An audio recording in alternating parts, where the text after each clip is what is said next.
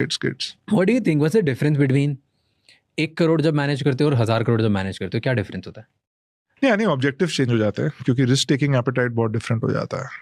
1 करोड़ वाले क्या सोचते हैं, 1000 करोड़ वाले क्या सोचते 1 करोड़ वाले को एटलीस्ट 50 लाख तो हर टाइम पे डेट पे चाहिएगा, उसको थोड़ा safety and security is important for him. Okay, कि कभी भी मैं 50 लाख निकाल पाऊँ, मुझे लिक्विड चाहिए, मुझे सेफ चाहिए।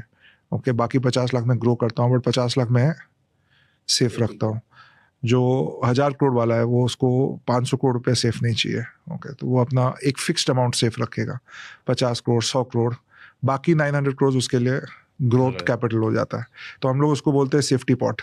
तो अगर वेल्थ बहुत ज़्यादा हो जाता है, आपका सेफ्टी पॉट एक फिक्स्ड अमाउंट हो जाता है, it doesn't become a percentage.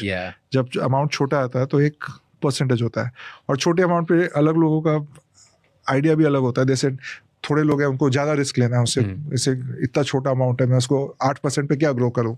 तो अलग अलग कॉन्सेप्ट है, बट मेरे हिसाब से मोर ऑफन देन नॉट जिसके पास 1 करोड़ है उसके प्रायोरिटीज अलग है। उसको थोड़ा सेफ्टी चाहिए, सिक्योरिटी चाहिए, college education is there. Okay, now education cost a lot of money. घर खरीदना है, ओके, घर के EMIs हैं, insurance is important. 500 crore 250 crore 1000 crore में ये सब चीज़ का कोई मतलब नहीं है। All these things are out of the window. The question only is कि मैं बाकी 100 करोड़ और लेट्स से आप 6% कमा लो 100 करोड़ पे, will take care of all of these things and more. तो बाकी पे ग्रो कैसे कैसे करता हूँ, that is their main. So the biggest difference is your ability, आपका क्या एबिलिटी है थोड़ा और रिस्क वे में और ग्रोथ करने में। तो I think that is the सबसे बड़ा डिफरेंस है। बाकी operating principles beyond the point same है। जिसके पास ज़्यादा है वो थोड़ा लॉन्ग टर्म भी सोच सकता है, उसका रुपया लेस लिक्विड रह सकता है, he can lock in his instruments for 3 4 5। तो थोड़ा और कॉम्प्लिकेटेड इंस्ट्रूमेंट्स भी कर सकते हैं। जिनके पास कम रुपए उनके लिए उनको नहीं करना चाहिए कॉम्प्लिकेटेड, उनको सब कुछ सिंपल रखना चाहिए, available all points of time.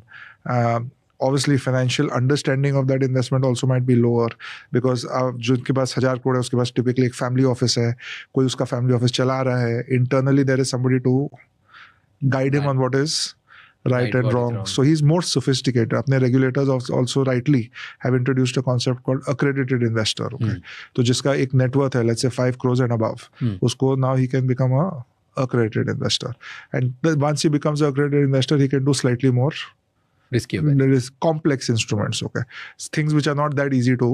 जैसे 5 करोड़ के बाद कौन सी इन्वेस्टमेंट अपॉर्चुनिटीज ओपन हो जाती है? नहीं, जैसे कि फॉर एग्जांपल आप लेट्स से आप कोई लॉक्ड इन प्रोडक्ट कर रहे हो, alternative investment fund private equity का 5 साल के लिए, तो आइडियली आपको ऐसा इन्वेस्टर होना चाहिए। Have introduced a concept called